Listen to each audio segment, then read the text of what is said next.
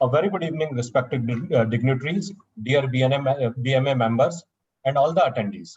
I, Dr. Aditya Gupta, on behalf of Bhopal Management Association, welcomes you all to this very awaited and contemporary panel discussion on the topic Industrial Relation Code 2020. I would like to announce that to all the participants that this is a recorded session and will later be uploaded to the BMA official YouTube channel. We are very fortunate to have the panelists with us today as former Deputy Labour Commissioner, Government of Madhya Pradesh, Dr. Vasudev Sarkar, Labour law expert and columnist, Advocate G.K. Chhibbar sir, and former Vice President HR, Anand Spinning Mill, that is a unit of Vardhman Textile Limited, Mandideep, Mr. Rajesh Tiwari sir. We have with us as the moderator for the day, former Deputy Chief Labour Commissioner, Government of India, Ms. Suman Chatterjee. For a formal welcome and to start the program, may I now have the privilege to invite the Honorable Secretary, Bhopal Management Association, Shri N.K. Chhibbar sir, to please deliver the opening remark. Thank you, Adit ji.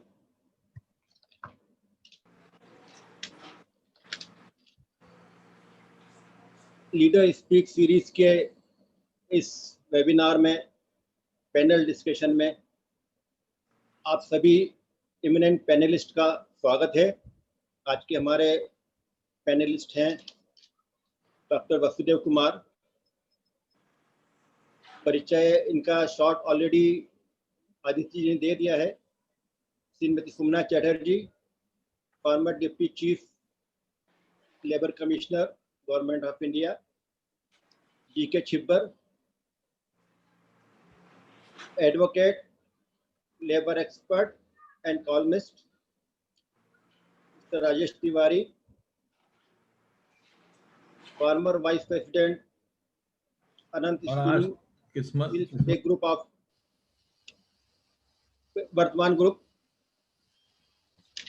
I also welcome our co-chairman, Pradeep Karambelkar ji, and all the present participants in this program. आज का जो विषय panel discussion का रखा गया है वो है इंडस्ट्रियल रिलेशन कोड 2020। जैसा कि आप सभी जानते हैं कि लोकसभा अक्टूबर के माह में 3 लेबर कोड को पास कर चुकी है। ये लेबर कोड है social security code, occupational safety, health and working condition code, IR code, और चौथा जो कोड है वेज कोड, जो कि ऑलरेडी पहले से पास किया जा चुका है और ये ऑलरेडी पब्लिक डोमेन में आ चुका है और 1 महीने का टाइम दिया हुआ है, जिससे कि इसमें जो भी ऑब्जेक्शंस हैं और उसको जितने भी स्टेक होल्डर्स थे उनसे डिस्कस करके और इसका फाइनल को फॉरवर्ड किया जा सके। जैसा कि एक प्रेस रिलीज में बताया गया था कि standing committee on labour reform में अपने 274 रिकमेंडेशंस दिए थे, जिसमें से 233 रिकमेंडेशंस को इन 4 लेबर कोड में इनकॉर्पोरेट किया गया है और 29 लेबर लॉस को इन 4 लेबर कोड्स में इनकॉर्पोरेट किया गया है और ये है OHS कोड, जिसमें 13 लॉस इनकॉर्पोरेटेड है, सोशल सिक्योरिटी कोड, उसमें 9 लॉस को इनकॉर्पोरेट किया गया है, वेज कोड, इसमें 4 लॉस को इनकॉर्पोरेट किया गया है और इंडस्ट्रियल रिलेशन कोड, इसमें 3 लॉस को इनकॉर्पोरेट किया गया है। और आज का जो विषय है इसी से संबंधित है। IR कोड में जो लेबर एक्ट शामिल किए गए हैं वो है trade union act 1926, the industrial employment standing order act 1946, industrial dispute act 1947।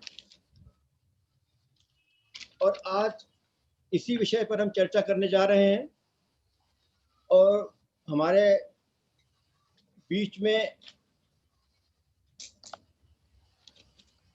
Doctor Mrs Sumana Chatterjee जो कि पैनलिस्ट है, इसके अलावा ये प्रोग्राम को मॉडरेट भी करेंगी इस डिस्कशन को और इसका पूरा डिटेलिंग कर। मैं उनको माइक हैंडओवर करूं उसके पहले मैं चाहूंगा कि इंडस्ट्रियल रिलेशन कोड में जो भी जिससे बदलाव किए गए हैं और अभी इसका नोटिफिकेशन जारी होना है, तो मैं चाहूंगा कि वो एक ब्रीफ में मैं वो भी बता दूं जिससे कि आगे डिस्कशन में आसानी रहेगी। पहला जो बदलाव उसमें लाया गया है, ट्रेड यूनियन केंद्र, राज्य और संस्थान स्तर पर कानूनी मान्यता मिलेगी। दूसरा, शिकायत निवारण कमेटी के सदस्यों की संख्या 6 से बढ़ाकर 10 की जाएगी। 5 सदस्य ट्रेड यूनियन और 5 सदस्य संस्थान के होंगे। वर्कर की परिभाषा वेतन के आधार पर तय की जाएगी। 18,000 रुपये तक वेतन पाने वाले कर्मचारी वर्कर की श्रेणी में आएंगे। लेबर ट्रिब्यूनल अभी तक सिर्फ एक जज हुआ करता था, अब एक और प्रशासनिक सदस्य बनाया जाएगा ताकि समस्याओं का समाधान जल्द हो सके। फिक्स टर्म एम्प्लॉयमेंट को मान्यता, अब श्रमिकों को ठेका मजदूरी के स्थान पर फिक्स टर्म एम्प्लॉयमेंट का विकल्प मिलेगा, यानी अब उन्हें रेगुलर एम्प्लॉय के समान काम के घंटे, वेतन व सामाजिक सुरक्षा मिलेगी। छठा, अगर किसी कर्मचारी को कंपनी से कोई विवाद है तो अब वो 3 साल की बजाय सिर्फ 2 साल की समय सीमा में अंदर शिकायत दर्ज करा सकता है। घरेलू वर्कर को औद्योगिक वर्कर की श्रेणी से बाहर रखा गया है। अगर किसी कंपनी ने कर्मचारी को नौकरी से निकाल दिया हो तो उसे रीस्किलिंग फंड देना होगा। रीस्किलिंग फंड कर्मचारी का 15 दिन का वेतन होगा और कर्मचारी इस फंड को 45 दिन के अंदर कर्मचारी को हर हाल यूनियन को हड़ताल के 14 दिन पहले नोटिस देना होगा।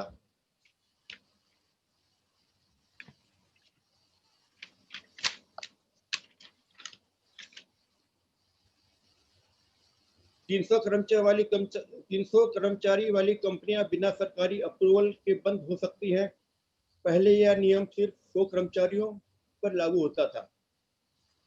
ये उसके मुख्य जो चेंजेस इनकॉर्पोरेट किए गए हैं उसका एक झलकी थी।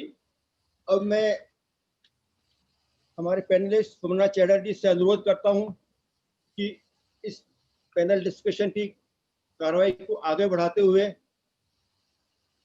इस कार्यक्रम आगे गति दें। सुमना चटर्जी।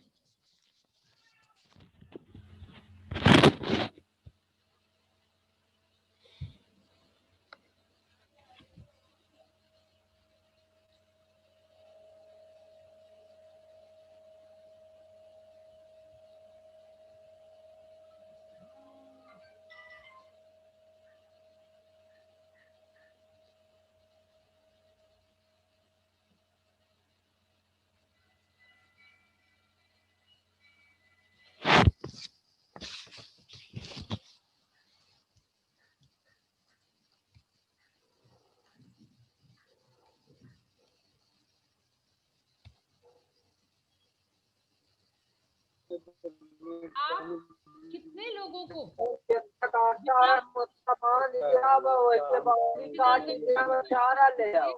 रिट्रेंच कर सकते हैं?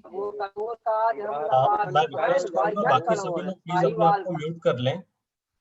Friends, डिस्टर्बेंस आ रहा है बहुत। and my team members are Dr. Basudev Sarkar, GK Mr. Advocate GK Chibbar, Mr. Rajesh Tiwari. हम एज अ लेबर एडमिनिस्ट्रेटर जब किसी भी एक्ट या कोड की बात करते हैं तो सबसे पहले उसका प्रीएम्बल को देखते हैं। प्रीएम्बल में क्या इंटेंट से ये लाया गया है ये देखा जाता है। तो slide 2। It is an act to consolidate and amend the laws relating to trade union. अभी चिब्बे साहब ने बताया कि ट्रेड यूनियन एक्ट 1926 वाला जो है वो इसमें कंसोलिडेट किया गया है। इसके अलावा कंडीशन ऑफ एम्प्लॉयमेंट जो है इंडस्ट्रियल एस्टैब्लिशमेंट में, उसको अमेंड किया गया है। तो इंडस्ट्रियल एम्प्लॉय स्टैंडिंग ऑर्डर जो है वो 1946 का है। Investigation and settlement of industrial dispute 1947 का ये एक्ट है। उसके अलावा इसके साथ जो मैटर्स कनेक्टेड इसमें हैं और इंसिडेंटल डेट टू है वो इसमें आया है। तो अब आप सोचिए कि ये सारे एक्ट्स हम सबके जन्म होने से काफी पहले एनैक्ट हुए थे, यानी कि इन सारे लेबर रिफॉर्म्स की कितनी आवश्यकता थी हम लोगों को। सबसे पहले इस एक्ट कोड में जो इम्पोर्टेंट पॉइंट दिया गया है वो है फ्लेक्सिबिलिटी फॉर एम्प्लॉयर। फ्लेक्सिबिलिटी से तात्पर्य ये है कि बहुत सारे चीज़ों में उनको थोड़ी सी फ्रीडम है कि वो अपना बिजनेस को आगे ग्रो कर सकें। कंप्लायंस थोड़े छोटे कर दिए गए हैं, थोड़े कम कर दिए गए हैं। इसके अलावा एक और चीज़ का काफ़ी ध्यान रखा गया है इस कोड में, वो है सोशल सिक्योरिटी फॉर वर्कर्स। आज के तारीख पे वो जो 3M हम लोग हमेशा बात करते हैं किसी इंडस्ट्री को चलाने के लिए, वो उसमें एक और M आता है, दैट इज चौथा M is morality. Morality for our industrial list it will be worker security, giving them protection. So I would say it is a model, being a model employer. That is what the code is about. And now किसी भी act के को जानने के लिए, specially labour laws को जानने के लिए हमें आवश्यकता पड़ती है उसकी डेफिनेशंस में कवरेज क्या है। तो चलिए अब हम लोग कवरेज के बारे में एडवोकेट जी के छिब्बर साहब आपके विचार से ये एक्ट में जो मेजर परिवर्तन है उसके बारे में आप थोड़ा सा अपना विचार प्रकट करें।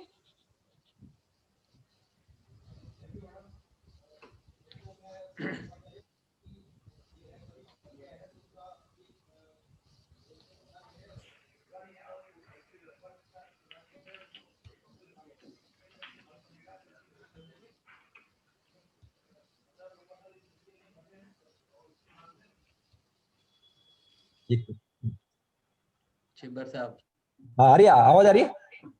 अब आना शुरू हुई है। आवाज आ रही है। अच्छा, हाँ, मैं फिर से बता देता हूँ कि इसमें अभी जो ये कोड ये बन गया है, राष्ट्रपति के दस्तखत जरूर हो गए हैं, लेकिन इनके अभी नियम बने नहीं हैं। और नियम बनने की जो 15 नवंबर की डेट रखी हुई है, सारे ऑब्जेक्शन जो इन्वाइट किए हुए हैं, इसके बाद में इसको 1 अप्रैल से लागू करने का लक्ष्य गवर्नमेंट ने रखा है। इस उम्मीद है कि 1 अप्रैल से लागू होगा। और चूंकि पहले जो 29 एक्ट को इसमें जोड़ा है उसको कंसल्ट कर दिया है, चेंजेस कोई ज्यादा चेंजेस नहीं है, सबको तो मिक्सर कर दिया गया। जहाँ तक मुझसे जो पूछा गया कि डेफिनेशंस के बारे में, तो जो इंडस्ट्रीज की जो डेफिनेशन है उसमें कुछ ज्यादा परिवर्तन नहीं किया है। खाली जो बेंगलोर वाटर सप्लाई का जो केस लॉ था उसके बेसिस पे जो उद्योग की परिभाषा थी, उसमें से जो मंदिर है, ट्रस्ट है और धर्मांध संस्था है, उनको हटा दिया है। बाकी सेम डेफिनेशन है, सेम डेफिनेशन। वेजेस की जहाँ पे वेजेस में भी बेसिक डे और रिटेनिंग अलाउंस रखा गया है वेजेस में।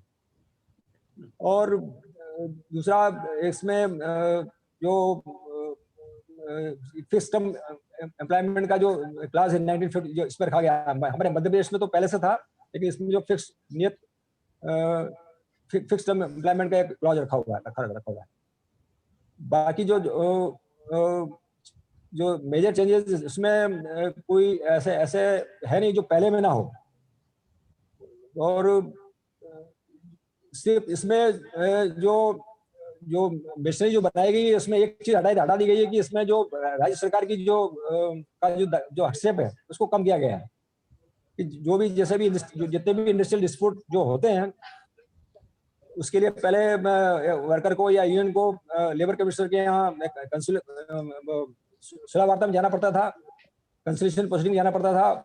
वहाँ इसकी वार्ता सफल या असफल होती थी, उसके बाद में केस रेफर होता था। तो वो रेफरेंस की जो प्रक्रिया है वो इसमें हटा दी गई है। ये वर्कर्स के लिए भी अच्छी बात है, क्योंकि वो रेफरेंस में मामला काफी अटकता था और कार्रवाई में भी काफी दिक्कत हुआ करती थी। तो ये एक जो मेजर परिवर्तन तो एक ये इसी का हुआ है। बाकी जो बड़ा परिवर्तन जो दूसरा है वो है जो बड़े उद्योग हैं, जो 300 से ज्यादा वाले उद्योग हैं, उससे जो 300 से कम वाले हैं उनको अब छटनी लियाफ करने के लिए शासन से अनुमति लेने की जरूरत नहीं है। और 300 से के जो बाद के जो संख्या जिनकी ज्यादा है उसके लिए बिना शासन के परमिशन से छटनी, बंदीकरण, लेऑफ वगैरह कुछ नहीं हो सकेगा।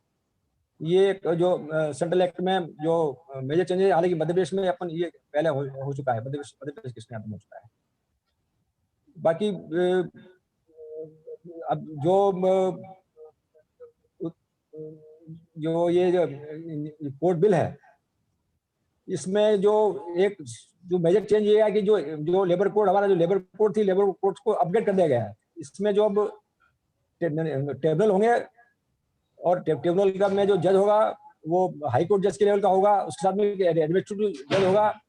एडमिनिस्ट्रेटिव जो जज है वो जो राज्य सरकार के आईएएस अफसर के रैंक के बराबर, मतलब जॉइंट सेक्रेटरी रैंक का आदमी होगा। तो अब ये 2 जनों की बेंच होगी और ये दोनों बेंच की जज सुनेगी। तो ये एक मेजर उसमें वो चेंजेस है। और बाकी जो एप्रोप्रिएट गवर्नमेंट की जो डेफिनेशन थी करीब वो पहले जैसी है। जो केंद्र सरकार के हैं वो केंद्र सरकार के जो क्रम है, जो 51% शेयर है उसी एप्रोप्रिएट गवर्नमेंट जो सेंट्रल गवर्नमेंट है, और उसके बाद उससे जो है वो स्टेट गवर्नमेंट होती है। बाकी अब कोई ऐसी चेंजेस के बारे में अगर ये कोई सवाल होंगे तो मैं मैडम। हाँ चिपट जी, आपसे एक विनती है, हम लोग अभी केवल मात्र डेफिनेशन की बात कर रहे हैं। तो डेफिनेशन में आपने जैसे बताया कि अप्रोप्रिएट गवर्नमेंट एवरेज पे इसमें बदलाव आया है।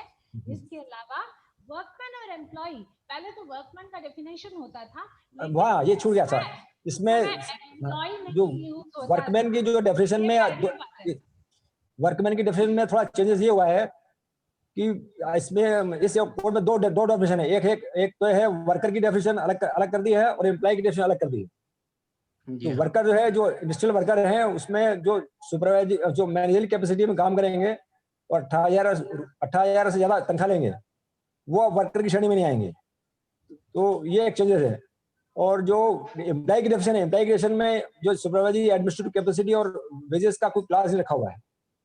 इसका मतलब ये इसका मतलब है कि जितने भी आईटी सेक्टर के जो एम्प्लॉय होते हैं, जो इंडस्ट्री, इंस्टीट्यूशन और एस्टेब्लिशमेंट में काम करते हैं, उनके लिए बड़ा बेनिफिट मिल गया कि उनकी कोई सेवा शर्तें नहीं थी, उनको कोई भी निकाल देता था, उनके लिए कोई रेमेडी नहीं थी।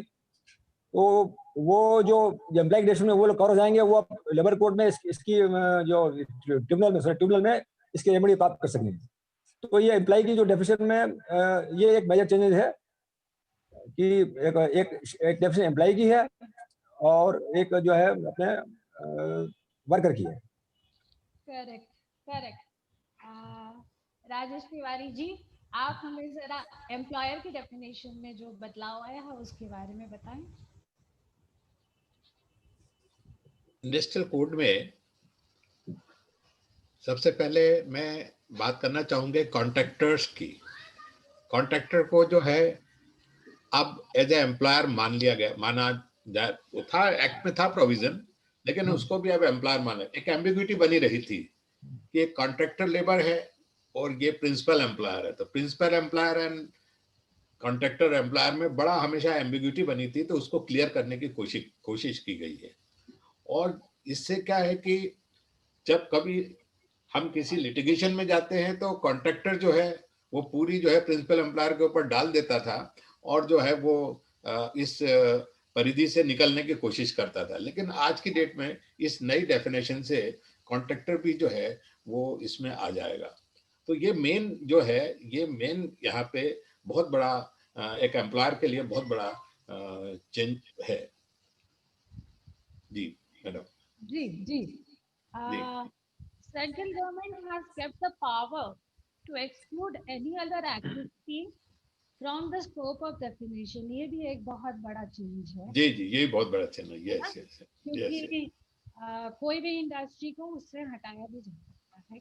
यस ये भी उसमें है। यस फिक्स टर्म एम्प्लॉयमेंट के बारे में और छिब्बर साहब, दोनों छिब्बर साहब कुछ बोल चुके हैं। उसमें मैं थोड़ा सा ऐड करना चाहूँगी कि फिक्स टर्म एम्प्लॉयमेंट पहले से ही एमपी गवर्नमेंट का तो था, दैट इज़ ट्रू। उसमें जो चेंज आया है वो, उसमें थोड़ा सा जो चेंज है, at least for whole of India it is coverage is there, and ये डेफिनेशन में है सेक्शन 2 के। इसमें सबसे इम्पॉर्टेंट चीज़ है कि engagement of a worker for a fix period through a contract. So the moment that contract period is over, the employer and employer relationship cease to exist. That's a very clear-cut thing about this provision. और यदि आप fix term employment वाले worker से वैसा वाला काम कराते हैं जो आपके खुद के परमानेंट स्टाफ कर रहे हैं, तो उनको सारी फैसिलिटी दी जानी आवश्यक है। वो फैसिलिटी उनके proportion to the year of services rendered by them देना है। इसके अलावा जो स्टैट्यूटरी फैसिलिटीज है, स्टैट्यूटरी रिक्वायरमेंट है जो उनको मिलना चाहिए, वो सारा देना है। That means EPF, ESIC, bonus, gratuity on completion of 1 year. So ये काफी परिवर्तन इसमें आया है। डॉक्टर वासुदेव सरकार, अब आपसे रिक्वेस्ट है कि आप हमको इंडस्ट्री में जो डेफिनेशन आया है उसके बारे में। Thank you madam. मेरी आवाज मैं सोचता हूँ सभी महानुभाव को सुनाई दे रही है। हाँ आ रही है, बढ़िया आवाज आपकी आ रही है। ओके, सभी गोल्डन भाई पैनलिस्ट और इनवाइटीज को मेरा नमस्कार। हम लोगों ने इस इंडस्ट्रियल रिलेशंस कोड को अलग अलग सेक्शन और अलग अलग पार्ट में डिफाइन करने और समझाने के लिए हम लोगों ने डिसाइड किए थे। तो जिसमें हमको कहा गया है कि डेफिनेशन में आप इंडस्ट्री को आप थोड़ा सा समझाइए। तो जैसा कि मैंने इस इंडस्ट्रियल रिलेशन कोड को पढ़ा, तो इसमें जो इंडस्ट्री की डेफिनेशन जो पिछले 40-42 साल से जो चाह रहे थे, है ना, वर्कर्स की ओर से या मतलब जुडिशियरी चाह रहे थे, वो अब जाके उसको सही ढंग से लागू हुआ है। आपको ध्यान होगा 1978 में ऑनरेबल सुप्रीम कोर्ट ने, कॉन्स्टिट्यूशनल बेंच ने इंडस्ट्री की डेफिनेशन बेंगलोर वाटर वर्सेस ये राजप्पा, उसमें उन्होंने वाइड डेफिनेशन दिए थे। इस नए कोड में प्राय वो उस डेफिनेशन को पूरे कवर किए, कुछ थोड़ा बहुत छूट दिए। तो मैं उसको ये जो अंग्रेजी में है उसका थोड़ा हिंदी मैंने किया था, उसको मैं बताने की कोशिश किया हूँ कि इंडस्ट्री उद्योग यानी कोई भी व्यवस्थित क्रियाकलाप, सिस्टमैटिक एक्टिविटीज जो कि नियोजक और कर्मचारियों के बीच सहयोग द्वारा संचालित है और इसमें सीधे नियोजित या किसी एजेंसी के माध्यम से या ठेकेदार के माध्यम से, अभी तिवारी साहब बोल रहे थे ना कि वो ठेकेदार एम्प्लॉयर है कि नहीं या इंडस्ट्री है कि नहीं, वो एक डाउटफुल था। तो इसमें इसको जोड़ दिया गया है कि ठेकेदार के एस्टैब्लिशमेंट भी एक इंडस्ट्री है। तो ये वर्कर चाहे सीधे किसी कंपनी में या इंडस्ट्री में हो या किसी एजेंसी के माध्यम से हो या ठेकेदार के माध्यम से, तो वो सभी संस्थान उद्योग की परिभाषा में आएंगे।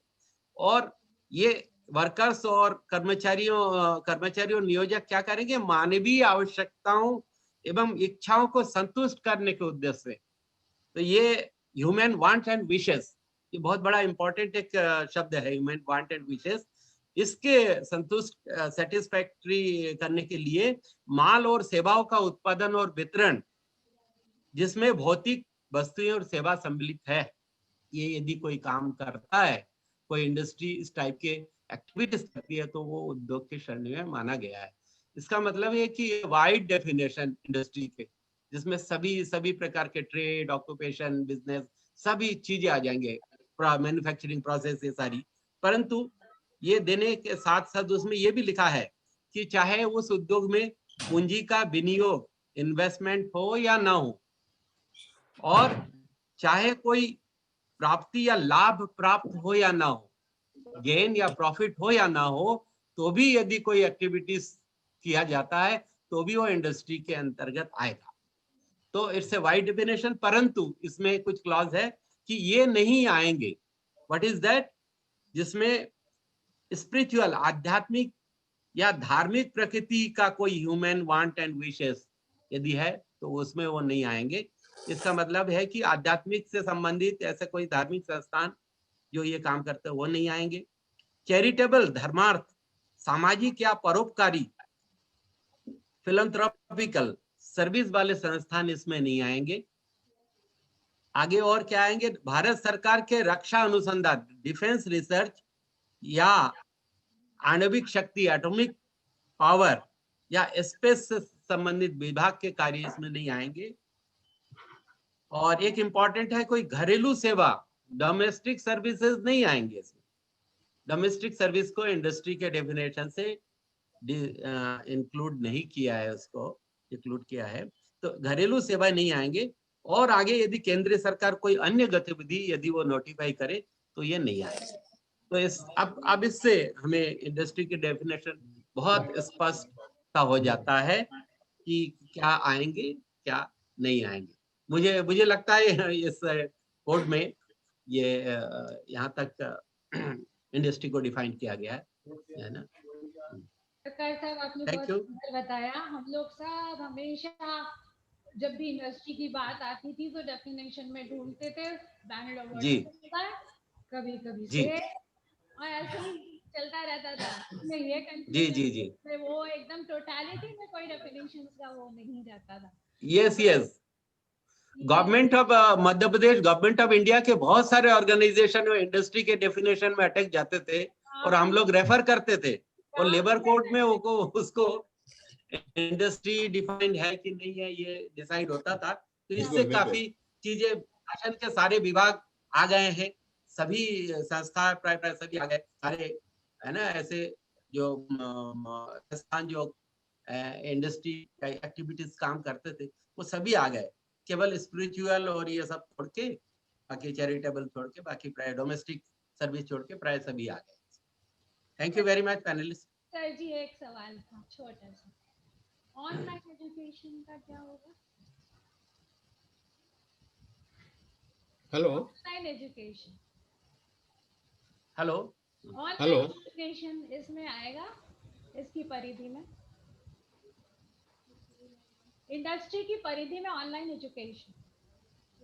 हेलो क्या मैडम?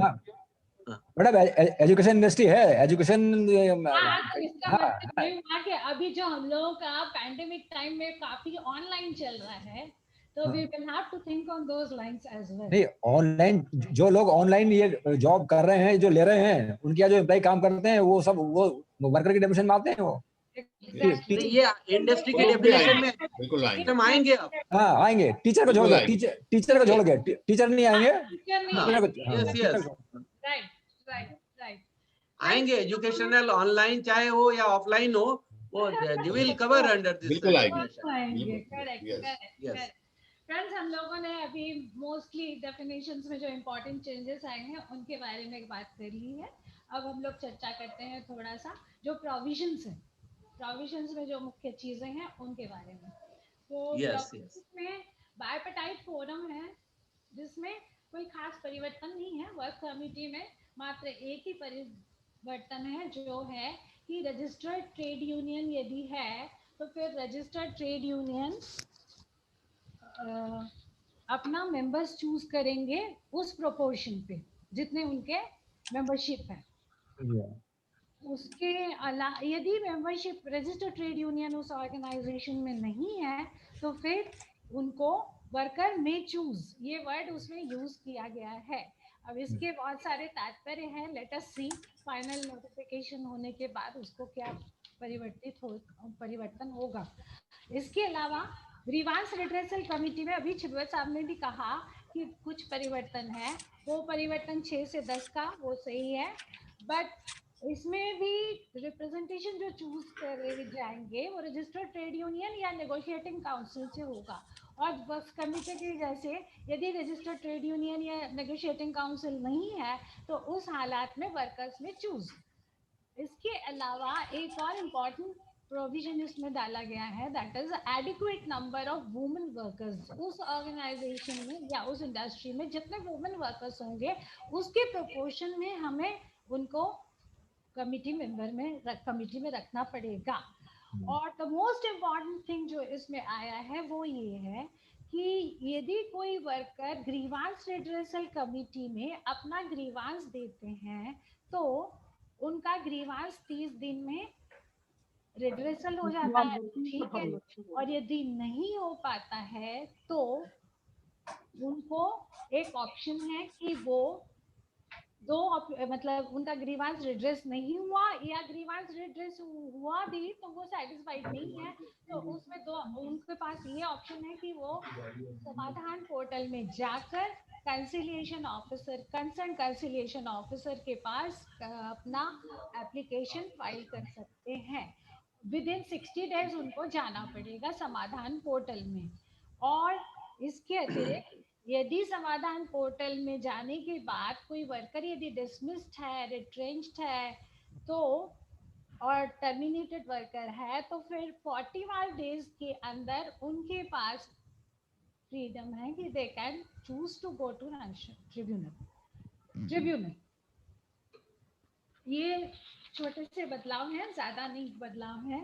अब नेक्स्ट स्लाइड दिखाइएगा प्लीज।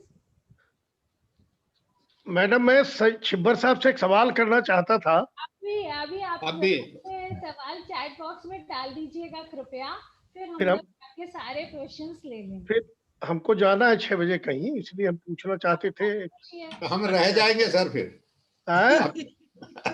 फिर आप चले जाएंगे, आप रुको 6 बजे तक, आप रुकिए। अच्छा ठीक है,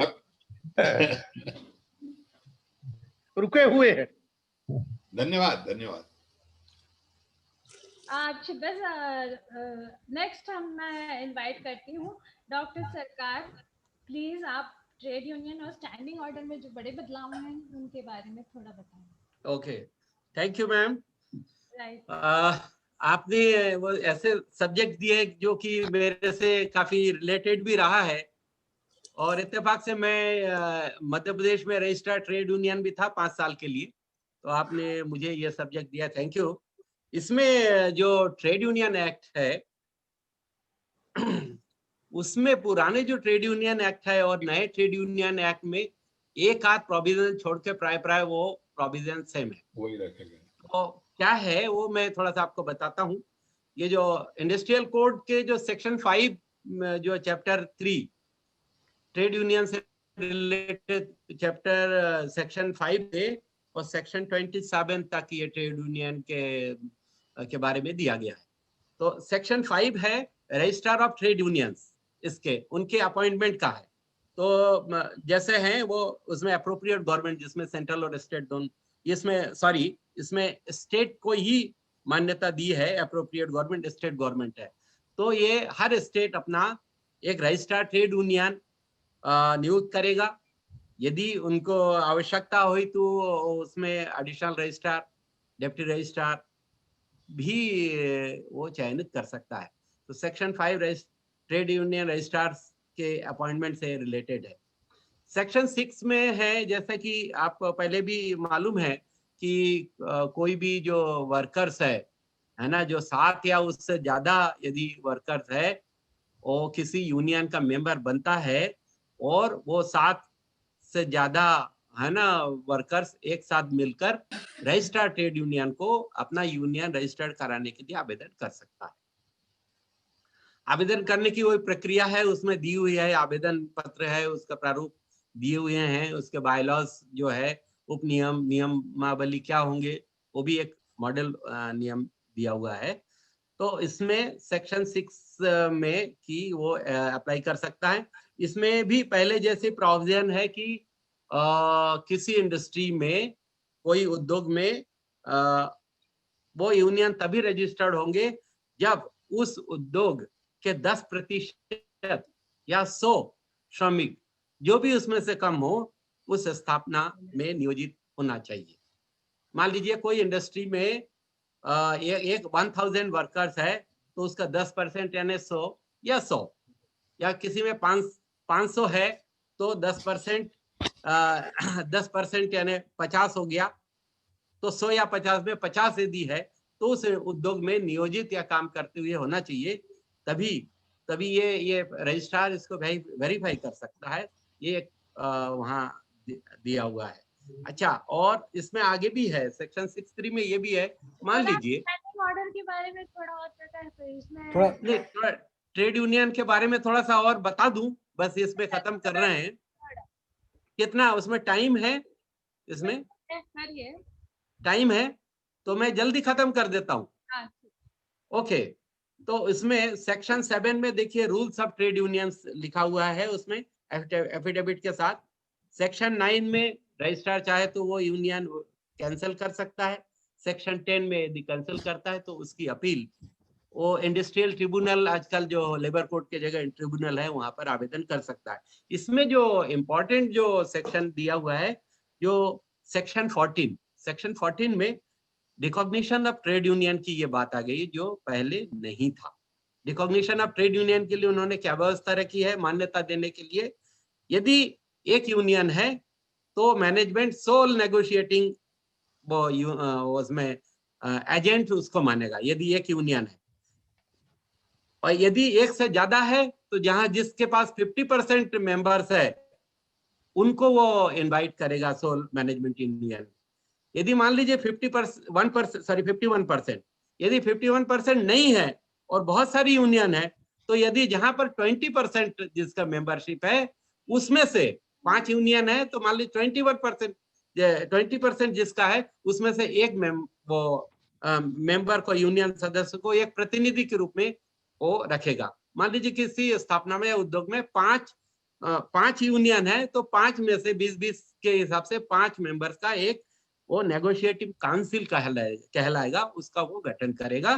तो ऐसे करते हुए यहाँ मान्यता देने और सोल एजेंसी कलेक्टिव बार्गेनिंग के लिए तय की गई है और वो इनकी वैलिडिटी 3 इयर्स रहेगा, फर्दर 5 साल के लिए और कर सकता है।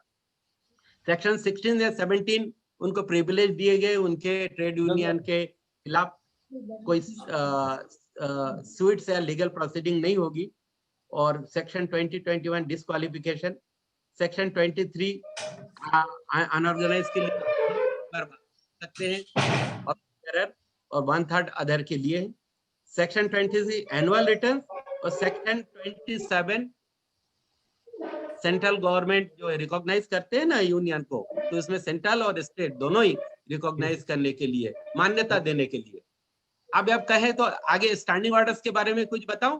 हाँ बिल्कुल। यस, चैप्टर 5 स्टैंडिंग ऑर्डर से रिलेटेड है। स्टैंडिंग ऑर्डर्स आपको जो सेंट्रल स्टैंडिंग ऑर्डर्स है ना, industrial employment standing orders act, पहले 100 में था, अब इसको 300 वर्कर्स के लिए कर दिया है, 300 के लिए कर दिया है। और सेक्शन 29 में, ये सेक्शन 28 में 300, सेक्शन 29 में इसमें दिया गया है कि सेंट्रल गवर्नमेंट अब एक मॉडल स्टैंडिंग ऑर्डर्स बनाएंगे, उसी हिसाब से फिर इंडस्ट्री उसको नोटिफाई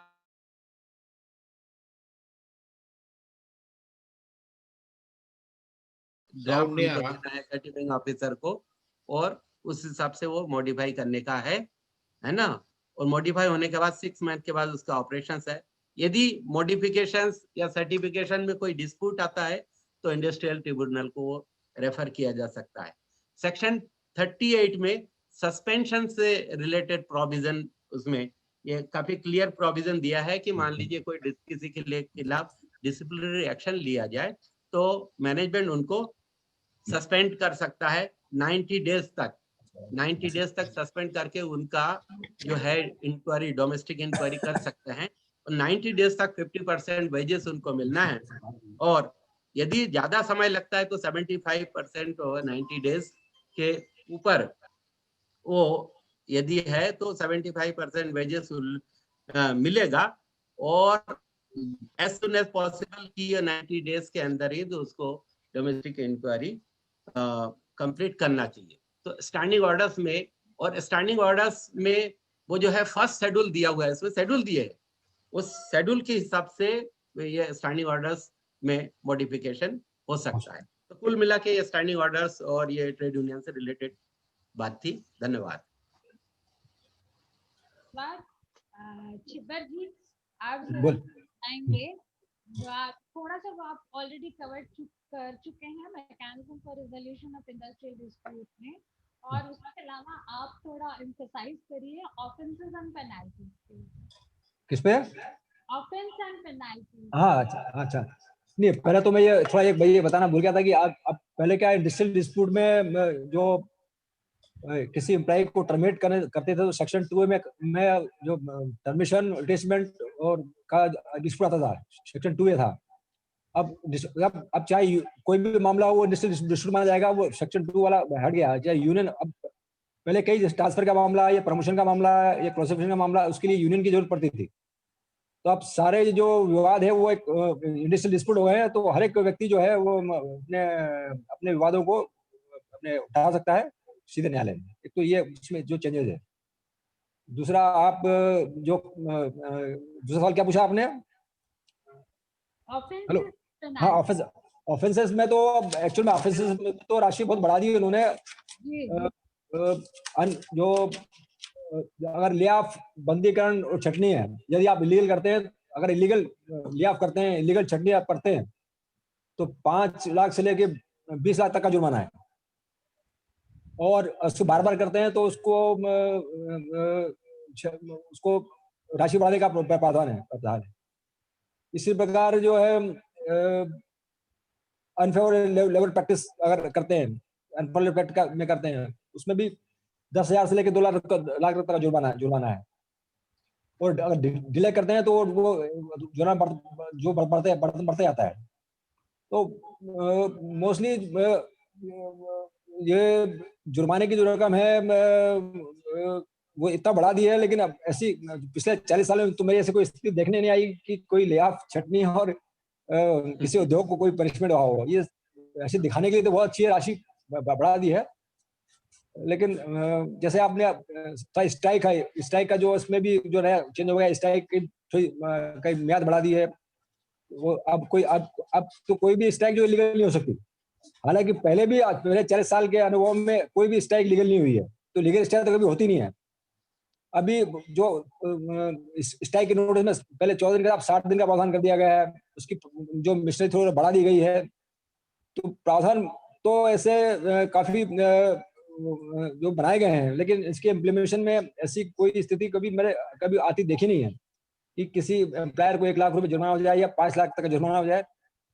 तो पनिशमेंट की राशि के बारे में तो उतना ही, यही एक चैप्टर है जिसमें मोस्टली एम्प्लॉयर को जुर्माना होता है। ठीक है, थैंक यू छिब्बर साहब। जैसे कि छिब्बर साहब ने बताया कि रिट्रेंचमेंट काफी आसान हो गया, इवन हमारे सरकार साहब ने बताया ये बात को। तो रिट्रेंचमेंट आसान होना एक पहलू है, उसका दूसरा पहलू है कि जिनका रिट्रेंच होता है उसके लिए हम क्या कर रहे हैं। तो इस कोड पर वर्कर्स रिस्किलिंग फंड एक नया कॉन्सेप्ट है, जिसमें कि सेक्शन 83 का रूल जो ड्राफ्ट रूल 35 है उसका, उसमें जैसे ही किसी वर्कर को रिट्रेंच किया जाता है, उनको 15 दिन के अंदर उनका जो लास्ट ड्रॉन वेजेस हैं वो अलॉन्ग विथ पूरा उनका लिस्ट, नाम की, अकाउंट नंबर्स, एड्रेस के साथ मिनिस्ट्री ऑफ लेबर के वेबसाइट में जो अकाउंट है उसमें डालना है, सारी डिटेल्स देनी है। और ये फंड मिनिस्ट्री द्वारा मैक्सिमम 45 डेज के अंदर इंडिविजुअल वर्कमैन जिनका रिट्रेंच हुआ है उनको मिलेगा। और मकसद इसके पीछे यही है कि वर्कर जो कि रिट्रेंच किए गए हैं उनको रीट्रेनिंग या अपग्रेडिंग अपने स्किल की, रीस्किलिंग करने की जो भी आवश्यकता महसूस हो उसको पूरा सके। ये एक बहुत सुंदर प्रावधान है and this is really a welcome change. इतने सारे चेंजेस की जो हम लोगों ने बात की, आप सोचिए कि 300 से नीचे हम लोग पेरिंग ऑर्डर नहीं रखेंगे तो फिर कैसे होगा, कुछ तो प्रॉब्लम आएगी। वहाँ पर सबसे अहम रोल आता है किसका, हमारे IR और ER मैनेजर्स। इसी सिलसिले में मैं राजेश तिवारी जी से आग्रह करती हूँ कि वो हमको दोनों चीज की बात में बताएंगे। एक तो impact of code on industries and business, साथ में role of IR and E। Rajesh ji. Actual में जो, धन्यवाद मैडम। एक्चुअल में जो ILO के नॉर्म्स है, हम लोग जब इंडस्ट्री में शुरू होते हैं तो हमारे पास में कई एक्सपोर्ट ओरिएंटेड यूनिट्स भी हैं और उनमें जो है कि इंडस्ट्रियल इंटरनेशनल ऑडिट भी होता है।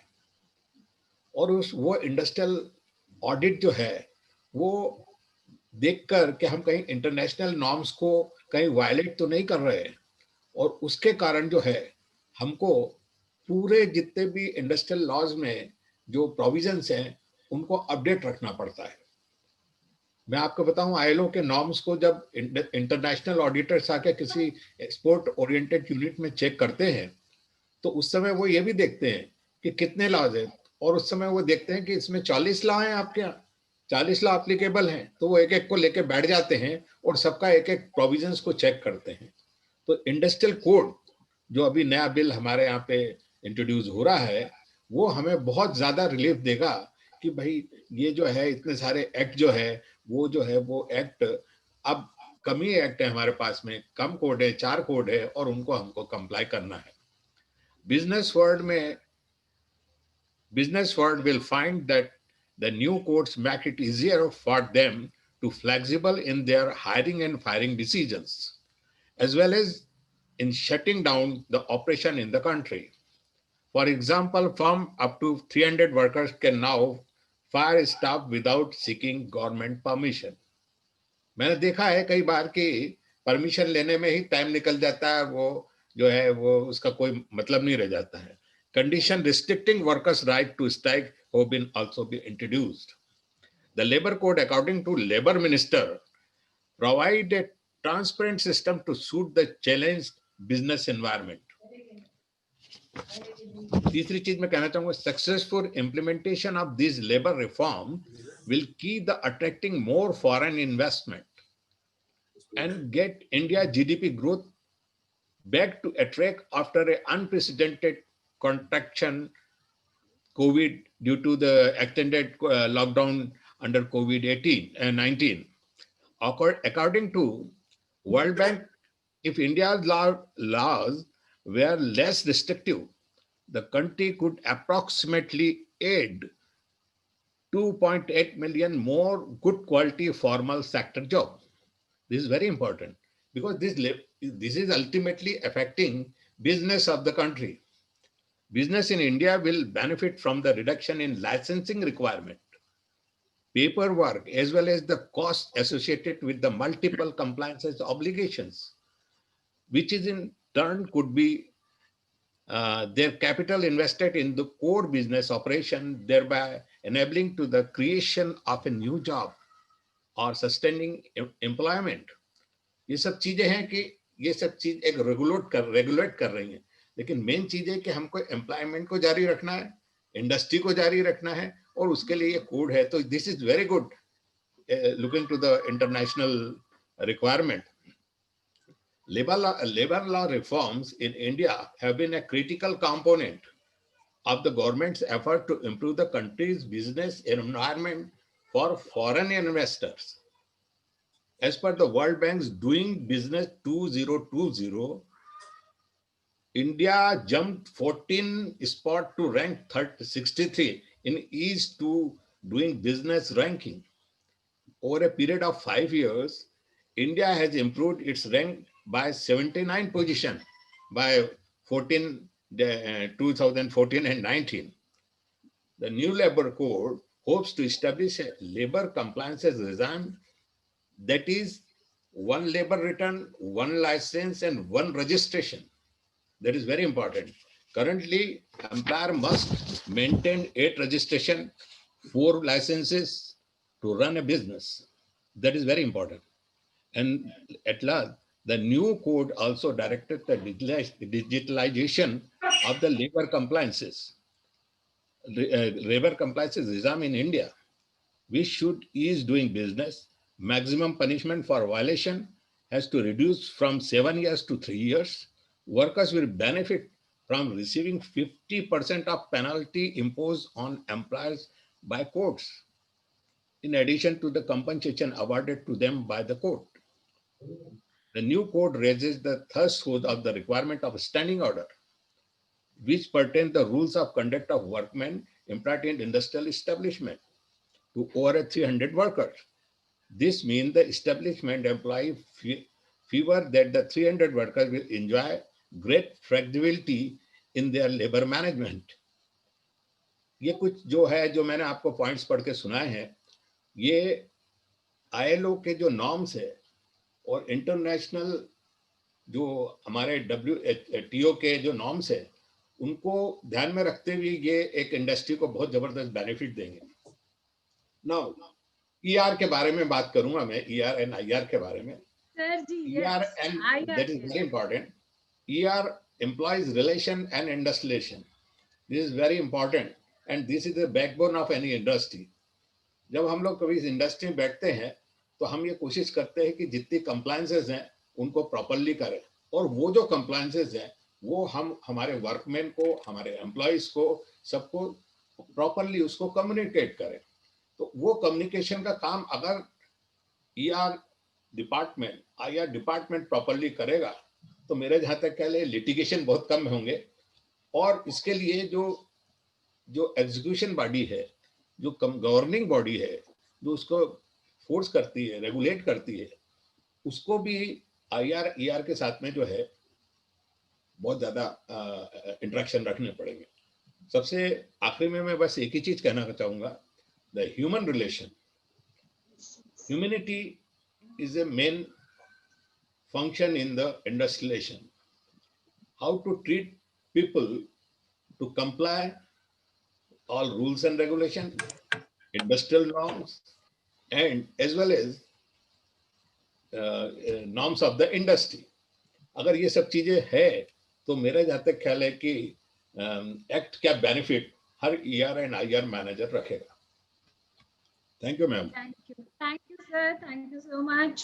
Now the house is open for an open discussion. Panelist member, आप भी अपने विचार पूरे कोड के ऊपर रख सकते हैं, और I will request other participants to please put their questions on the chat box. This is my earnest request to all of you. चलिए, डिस्कशन के लिए कोई नहीं आ रहे हैं तो चिब्बर साहब आप भी बताइए. IR कोड, इनको आप 2 लाइन में कहना है तो कैसे? रिक्वेस्ट है सभी लोगों से जो चैट के लिए उतना कंफर्टेबल नहीं है, वो अपने आप को अनम्यूट करके भी अपना क्वेश्चन पूछ सकते हैं. राइट. मेरा सवाल छिब्बर साहब से है. बिल्कुल. बोलिए बोलिए. हाँ, छिब्बर साहब ये बताएं, ये 2 चीजें पूछनी थी. एक तो जो पहले वर्किंग आवर 8 आवर्स का रहता था, क्या उसको 12 आवर्स कर दिया गया है? नहीं, वो 8 आवर्स ही है. 8 घंटे ही है. हाँ, 8 ही है, उसमें भी चेंजेस नहीं है. अच्छा. अभी जो वो क्या है, वो जो सर हम लोग IR कोड का डिस्कशन कर रहे हैं. नहीं, कोई बात नहीं, पूछ लें. तो उसमें क्या है, नहीं वो फैक्ट हेड से रिलेटेड, मैडम सही कह रही है.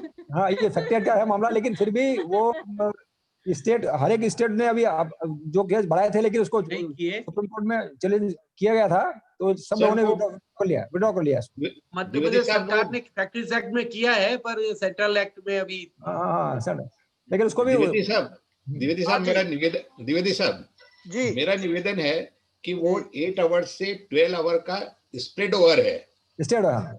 स्प्रेड ओवर है कि 12 घंटे, पहले 9 घंटे तक काम कर सकते थे, अब वो 8 घंटे तो काम करना है, उससे ज्यादा. लेकिन अगर 12 घंटे कराना है तो फिर एक्स्ट्रा ओवर टाइम मिले के साथ में कराना पड़ेगा, इस एक्स्ट्रा वेजेस. यानी कि 16, 20 घंटे, 24 घंटे काम करा लो आप.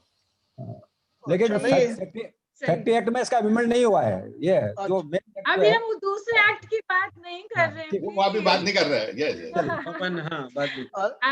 त्रिवेदी जी, आपका दूसरा सवाल आईआर कोड से रिलेटेड है क्या? दूसरा सवाल अब ये है, जनरल जानकारी की दीजिए, आप उसको बहुत नैरो मत करिए कि आईआर एक्ट और लेबर एक्ट और सर बहुत सारे कोड हैं, हमारे यहाँ पे सब विद्वान लोग, आप लोग बैठे हैं, हम किसी भी एक्ट का पूछ सकते हैं। हमारे मेंबर्स की जानकारी के लिए आप लोग जवाब दे सकते हैं। पूछिए दे देंगे। ऐसा थोड़े कि आप फिजिक्स के लेक्चरर हैं तो केमिस्ट्री की जवाब नहीं देंगे। नहीं सर, वैसा नहीं है। दूसरा सवाल मेरा ये है कि अभी जैसे छिब्बर साहब ने बताया था कि वो लेबर कोर्ट को करके उसको काफी ब्रॉड बेच कर दिया गया है, उसमें एक अधिकारी और रहेगा और 2 बड़े जजेस रहेंगे।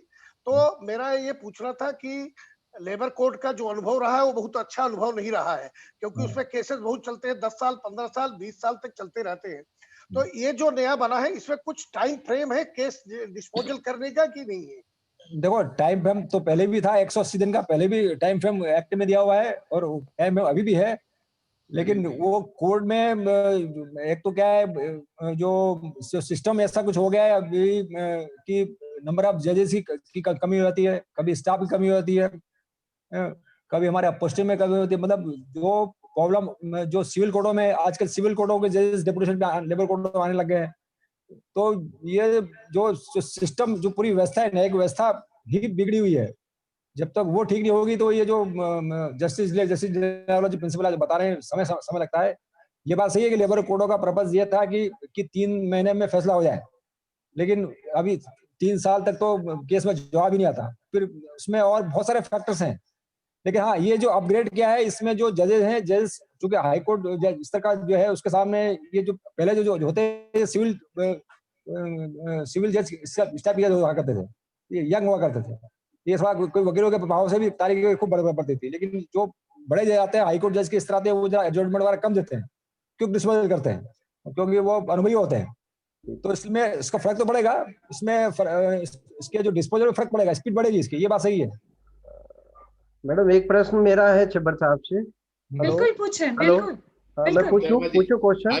हाँ, बोलिए। मेरा एक निवेदन है कि पहले उद्योगपति और मजदूर का संबंध मालिक और नौकर का होता, ठीक है। अब ये इस एक्ट के माध्यम से मैं ऐसा महसूस कर रहा हूँ कि मालिक और गुलाम का हो गया है। क्या ये सही है? नहीं, देखो, ये ऐसा नहीं है। ऐसा कहा जा रहा है कि पहले इसलिए इसका नाम था इंडस्ट्रियल डिस्प्यूट एक्ट, इसलिए डिस्प्यूट शब्द बढ़ाया गया है। इसका रखा है औद्योगिक संबंध, मतलब ये संबंध अच्छे हों, उसके लिए बनाया गया है। इसमें जैसा आप कह रहे हैं, उसका कोई एग्जाम्पल पूछे बताऊं मैं। जैसा अभी ये धारणा है कि ये नया एक्ट आ गया तो लोगों को अब लाइसेंस मिल गया इनको निकालने का, तो ऐसा कुछ नहीं कि जो 300 वर्कर से कम है उनको निकालने का कोई लाइसेंस नहीं है। निकालने की प्रक्रिया बड़ी क्लिष्ट है, किसी आदमी को आप निकाल नहीं सकते। हाँ, छटनी कर सकते हैं तो, लेकिन रिटिचमेंट की भी प्रक्रिया है। ऐसा नहीं कि किसी को निकाल दिया, उसका भी रूल्स एंड रेगुलेशन है। चाहे 300 से एम्प्लॉय कम है, उसमें भी किसी की छटनी करना आसान नहीं है, उसमें भी किसी को निकालना आसान नहीं है, क्योंकि हर एक चीजें सेवा शर्तों से गवर्न होती है। तो ये सिर्फ कहने की बात है कि ये नया लॉ बन गया, इससे मजदूरों को बड़ा नुकसान हो रहा है और मालिकों को फायदा आ रहा है, ऐसा नहीं है। बिल्कुल बैलेंसिंग लॉ है। Hello, thank you sir.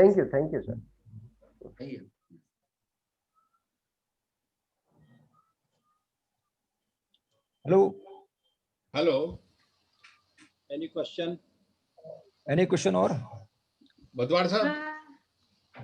नहीं, बेसिकली वही पुरानी चीजें हैं। जो नंबर ऑफ लॉस थे उनको कंपेंडियम अपना छोटा बना दिया है। अदरवाइज बेसिकली तो चीजें हैं वही अपना, जो पहले 48 से चलती आ रही हैं और अभी तक जो है चली हुई हैं।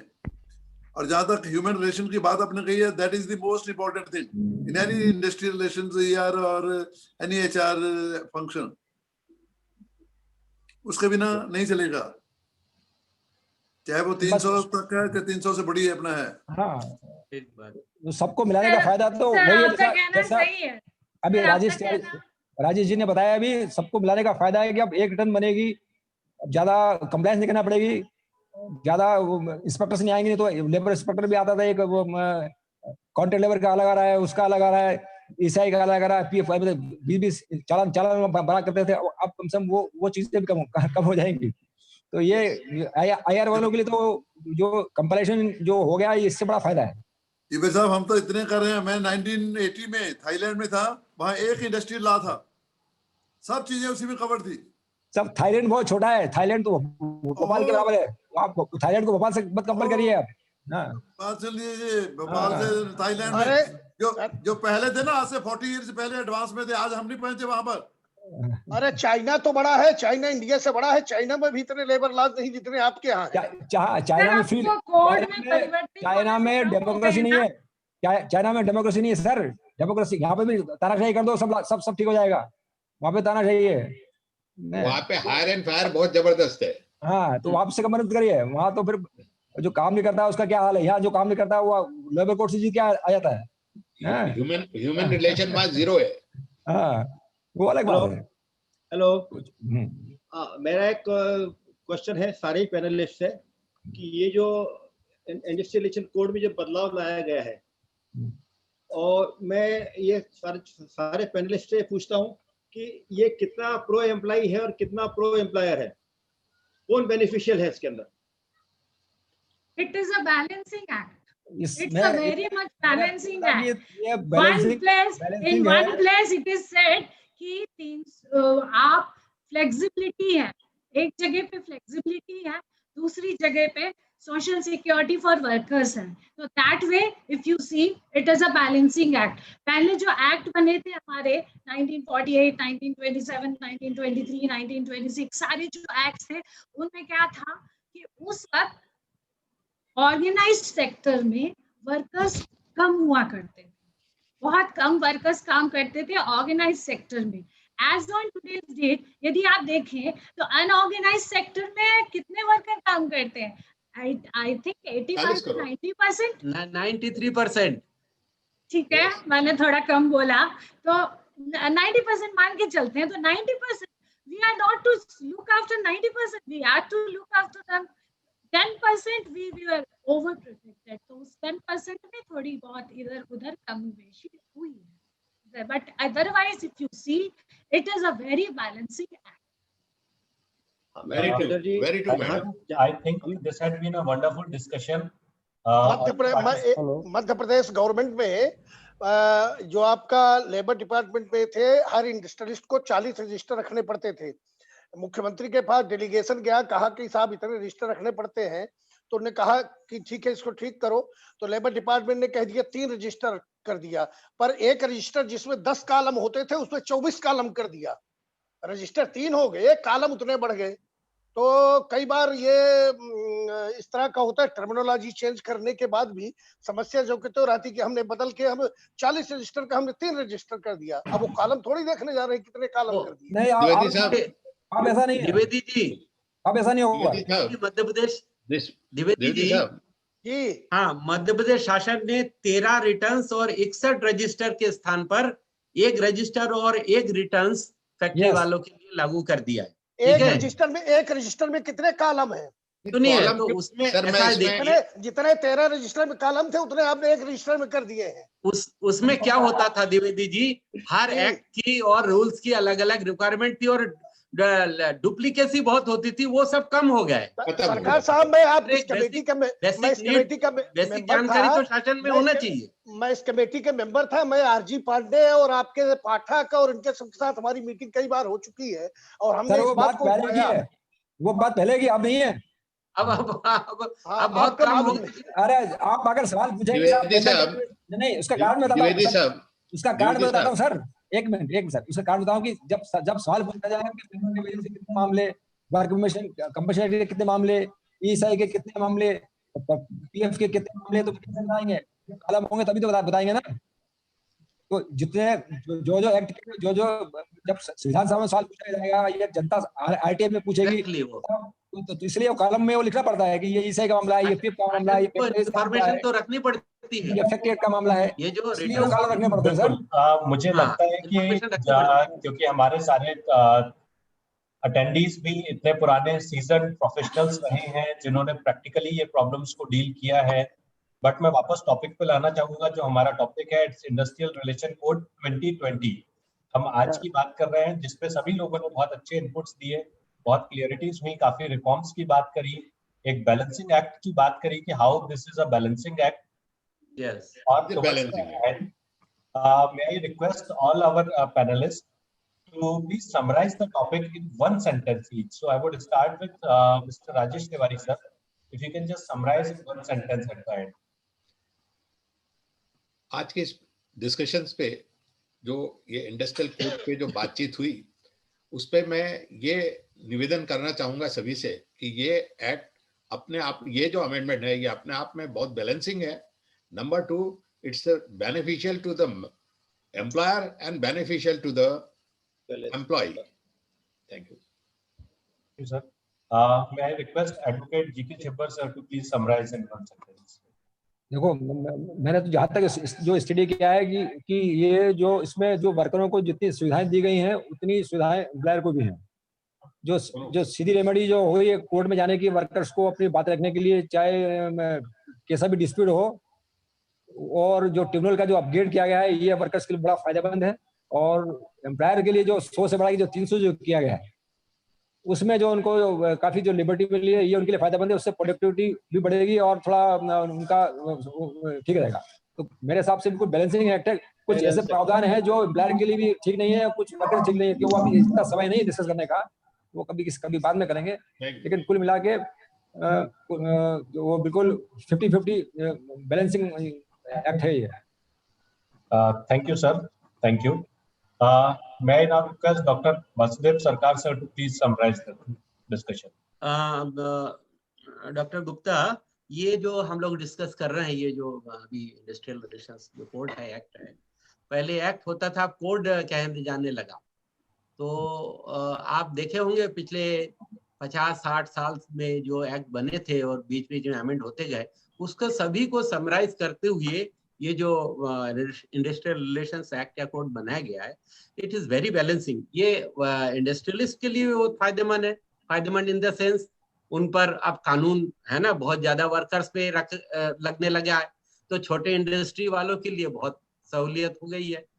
दूसरा, ये जो मैं ट्रेड यूनियन के बारे में बता रहा था, उनको कई ट्रेड यूनियन, हम लोग तो उसमें 12 ट्रेड यूनियन के साथ कंसिलिएशन करते थे, अब इसमें रिकॉग्निशन की जो एक प्रोविजन डाल दिया गया है वो बहुत ही अच्छा है। Very important. इससे क्या ये विवाद अब कम होते जाएंगे, है ना, यूनियन के बीच में, वर्कर्स के बीच में एक सामंजस्य स्थापित होगा। और थोड़ा भय भी बना है क्योंकि पेनल प्रोविजन भी बहुत ज्यादा कर दिया, तो बहुत it's a so balancing workers के लिए और इंडस्ट्रियलिस्ट के लिए। It's a very effective and dynamic act. Thank you very much, sir. Thank you, sir. And to finally summarize, may I now request the moderator of the session, Mrs. Sumana Chatterjee ma'am, to please summarize. As discussed by all our panelists, the conclusion for the whole discussion of our comes to the end, and I'd say what we can enumerate from it is a very right step. Great initiative, and today in this present atmosphere we are not to find loopholes. We have to adhere to the code and enhance competency and productivity, because आज के तारीख सबसे important चीज हमारे लिए इस pandemic में यही है कि हम इस लेके आगे बढ़े। मेरे को छोटा सा कंसर्न जो है इस एक्ट में वो है IR और ER के लिए, दैट इज उनको ये मतलब कोई MSME भी है जैसे, उनको अपना एक कोड ऑफ कंडक्ट डेवलप करना पड़ेगा जिनके पास 300 से नीचे वर्कर काम करते हैं, क्योंकि ऐसा तो नहीं है कि 300 से नीचे वर्कर है आप उनको भूल जाए। As I said earlier, all have to become a model employer as well. Pandemic में, पैंडेमिक के बाद हर वक्त हमको एज एन इंडस्ट्रियलिस्ट, जो भी हमारे इंडस्ट्रियलिस्ट भाई बंधु हैं, मॉडल एम्प्लॉयर की तरफ ध्यान दे के काम करना पड़ेगा। एक और चीज है, वर्क फ्रॉम होम इसमें जो ऐड होना है तो उसके लिए हमारा जो मिसकंडक्ट पोर्शन होगा, that is I am talking about 300 से नीचे के, उसको बहुत ध्यान से एन्यूमरेट करना पड़ेगा। अपॉइंटमेंट ऑर्डर जो बनेंगे उनको बहुत सोच समझ के करना पड़ेगा। वर्क जो फिक्स टर्म कॉन्ट्रैक्ट है उनकी लैंग्वेज क्या होगी वो भी समझना पड़ेगा, क्योंकि देखिए एक एक छोटी चीजें लॉ में बहुत मायने रहती है। ये कोड, इसमें हमें अभी थोड़ा वक्त है, क्योंकि कब ये नोटिफिकेशन इशू होगा, सेंट्रल रूल्स तो इशू हो गए हैं 23/10 को, तो एक माह का समय दिया गया ऑब्जेक्शन के लिए। 23 नवंबर के बाद अब हम नहीं बता सकते हैं, लेकिन नोटिफिकेशन आते से ये इम्प्लीमेंट होगा। इम्प्लीमेंट होने से पहले हमारे जो एमएसएमई के बंधु हैं, जो हमारे आईआरईआर के लोग हैं, उनको ये सारे चीजों में ध्यान देना होगा, उस पर काम करना होगा। एक चीज की बात इस एक्ट में है जिसको जो मुझे बहुत अच्छा लगा, बिकॉज जब एज अ लेबर एडमिनिस्ट्रेटर हम कोई भी काम करते थे तो हमें बड़ी दिक्कत आती थी कि कोई भी चेंजेस, कोई फायदे किसी वर्कर्स की कैटेगरी के लिए करना है तो हम पार्लियामेंट में जाना पड़ेगा या रूल्स फिर चेंज करना पड़ेगा। लेकिन इस एक्ट में एक प्रोविजन है सेक्शन 103, मेरे ख्याल से वो काफी इम्पोर्टेंट प्रोविजन है। मैं उसकी भाषा थोड़ा सा पढ़ के बताती हूँ आपको कि if any difficulty arises in giving effect to the provision of the code, central government by order in the official gazette make provision, but it should not be inconsistent with the provision of the code as it may appear to be necessary for removing the difficulty. यानी कि मैं आपको एक छोटा सा example देती हूँ। मैं जब वेलफेयर कमीशन नागपुर थी तो सीनियर वर्कर्स का जो डेफिनेशन है उसमें हम लोग सीवी आर्टिस्ट को भी जोड़ना चाहते थे, but that was a very difficult task for us during that time. अभी क्या है, यदि इम्प्लीमेंटेशन करते वक्त हमें कोई दिक्कत आती है, हमें means anybody that for that matter कोई दिक्कत आती है, तो हम इस पॉइंट को ऊपर ले जा सकते हैं और हमारे पास इसके लिए 3 साल का समय है।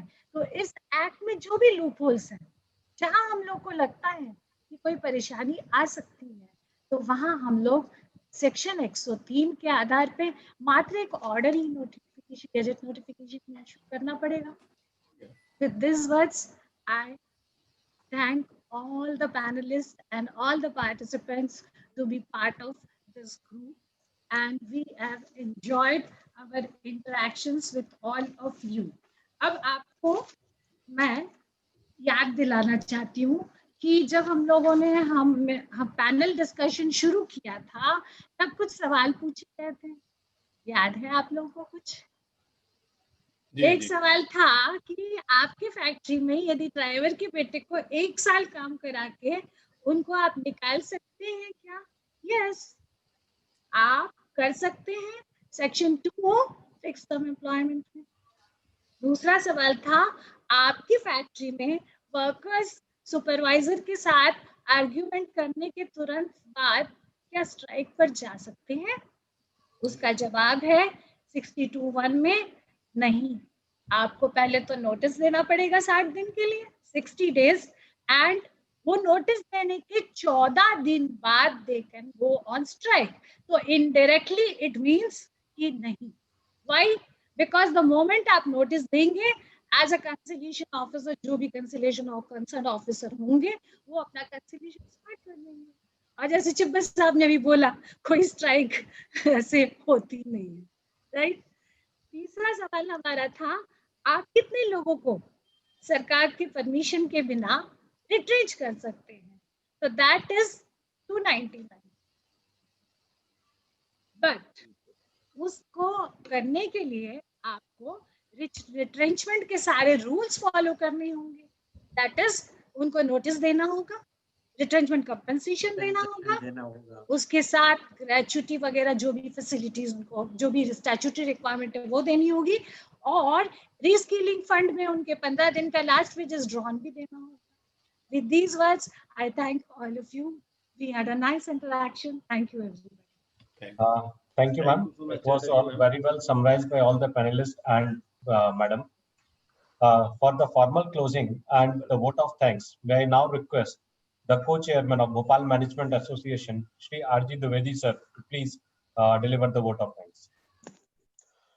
धन्यवाद, बहुत अच्छा कार्यक्रम था, अच्छी जानकारी मिली। इसमें मुझे भी बहुत सारी चीजें, मेरे मन में भी बहुत सारी भ्रांतियां थी जो हम लोग समाचार पत्रों में और उनमें पढ़ते रहते हैं। तो लेटेस्ट क्या चीज है उसका अपडेशन मिला, और जहां तक श्रम का और एम्प्लॉयर का संबंध है, ये एकदम कॉर्डियल रहना चाहिए और रहता भी है। जो अच्छे वर्कर हैं, कोई भी इंडस्ट्री वाला आदमी उसको उनको कभी हटाना नहीं चाहता है। कई वो कारखाने नहीं चलते हैं तो भी उनको देते रहते हैं, दोनों में बड़ा माधुर्य संबंध रहता है। तो एक दूसरे का आपस में जब तक, क्योंकि उत्पादक के दोनों ही अंग हैं, लैंड और लेबर, इंटरप्राइज, तो ये जब तक एक में नहीं रहेंगे और एकदम हार्मोनियस और माधुर्य संबंध नहीं रहेगा तो उत्पादन में असर पड़ेगा। इसलिए लोग भले कारखाने घाटे में जाए तो भी कई सारे अपने वर्कर्स को रखते हैं इस उम्मीद के से कि वो आएगा, और कई बार वर्कर्स अपनी तरफ से भी कहते हैं कि अभी चलिए है तो हमको बोनस कम कर दीजिए, ये कम कर दीजिए, खुद ऐसा सजेस्ट करते हैं। इस तरह का रिलेशन रहे तो ही आगे काम चलता है। और कई बार हम लोग सुधार करते हैं, जैसे इसको लेबर रिफॉर्म नाम देते हैं, तो रिफॉर्म में करते समय ये किसी ने कहा था कि आप कोई रिफॉर्म किसी का मत करिए, आप जितना रिफॉर्म करते हैं उतना कॉम्प्लिकेटेड करते चले जाते हैं। तो कॉम्प्लिकेशन नहीं हुआ है, ये अच्छा बताया गया। और ये ना तो इंडस्ट्री फ्रेंडली भी है और लेबर फ्रेंडली भी है, ये बड़ी अच्छी बात है, हमको अच्छी जानकारी मिली। और मेरे इसमें आज के कार्यक्रम में जो लोग भाग लेने आए, हमारे विद्वान पैनलिस्ट हैं, जिसमें सरकार साहब हैं, सोमनाथ जी हैं, राजेश तिवारी जी हैं, छिब्बर साहब हैं, इन सब का मैं भोपाल मैनेजमेंट एसोसिएशन की तरफ से हृदय से धन्यवाद देता हूं। आज तिवारी जी बहुत अच्छे लग रहे हैं, तो और उनका डिस्कशन भी बहुत अच्छा था। बाकी लोग तो नेशनल बात कर रहे थे, वो तो इंटरनेशनल बात कर रहे थे, तो आज उनका सब रंग ढंग इंटरनेशनल स्तर का ही था। तिवारी जी को बहुत बहुत धन्यवाद। तो ये सब लोग आए। हमारा डॉक्टर गुप्ता आदित्य बहुत अच्छा मॉडरेशन करते हैं, उनको धन्यवाद। हमारे सेक्रेटरी साहब आमिर खान जो सेंट्रल कोऑर्डिनेटर है, सबने मिलके इस कार्यक्रम को किया, लगातार करते आ रहे हैं। हमारे पार्टिसिपेंट्स पदभार साहब भी दिख रहे थे हमको। अरे वेरी गुड। सरकार साहब वही वोट ऑफ थैंक्स हो जान दीजिए। हमने कहा वोट ऑफ थैंक्स हो जान दीजिए, आपको हमने सुना है तो हम लोगों को भी सुन लीजिए। तो इस सब के साथ में और हमारे जितने सभी पार्टिसिपेंट, सबसे बड़ी बात यह है कि पार्टिसिपेंट जो आए हर जगह से और एक्टिव पार्टिसिपेंट्स हैं, उन्हें अपना सवाल किया। जो सवाल करते हैं इससे मतलब वो ध्यान से सुनते हैं।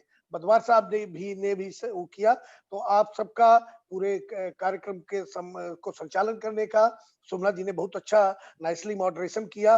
बड़ी विद्वान है, हम लोग उनकी बड़ी इज्जत करते हैं। सरकार साहब सरकार में रहे हैं, खुद ही सरकार है, वो सरकार में रहे हैं, तो ये बहुत अच्छी बात है। तो आप सबका, और छिब्बर साहब हमारे हैं, और हम तो कोशिश करेंगे कि छिब्बर साहब की कम से कम लोगों को जरूरत पड़े, तो एक्ट का काम पड़ेगा कि कम से कम वकील के पास जाना पड़े, तो ही माधुर्य संबंध रहेगा। इन्हीं सब शब्दों के साथ एक बार फिर बीएमए की तरफ से आप सबको बहुत बहुत धन्यवाद और नमस्कार। Thank you. I am ending this session for now. Thank you for attending.